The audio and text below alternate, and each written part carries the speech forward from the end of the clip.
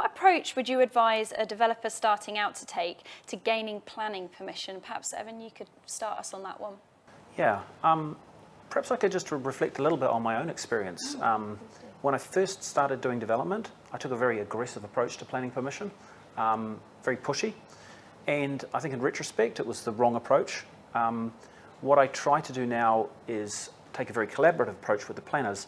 I think it's important to recognise that the planning process is a consensus-driven process, and that the planners aren't really involved in making decisions. They are to some extent, but essentially what their job is to put the application out to consultation and then make a decision based on the responses from the consultees.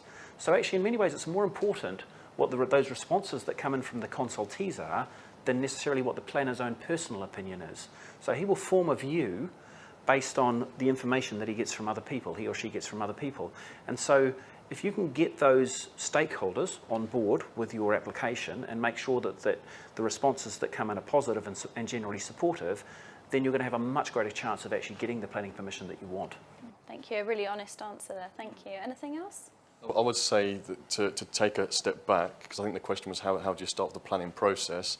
If you had no experience in the planning, I'll say make friends with a good planning consultant, and they're going to show you the ropes basically. Yeah. Or an architect actually as well. You know, planning consultant. That mix of the planning consultant and architect really gives you all the skills you need: design plus understanding of the planning law. But I find planning quite difficult personally. There's a lot involved, and it's a specialized field, so I don't really want to learn everything about planning in detail myself. So I'd prefer to pay a planning consultant, and they are expensive, of course. You have to take that into consideration, but really starting with a planning consultant, then they guide you from day one. You don't end up making any mistakes or having to redo any steps. On our previous projects, we actually had an arrangement with a planning consultant that we'd send them anything that came through, and the deal was they'd give us basically a feedback on the likelihood of, in their opinion, that it would be to go forward, and if it wasn't any good, then we wouldn't pay for them. But if we did decide to progress, then we'd engage them. So it was a good way of getting around that cost. I think it's actually also worth adding that planning, with many aspects of development, is a very local thing. So I understand what the planning policy is in Gloucester very well, but if you took that and you moved that to Swindon, it would be completely different.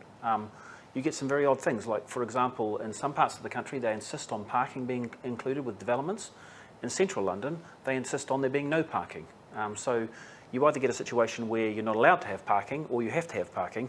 There's never anything in between.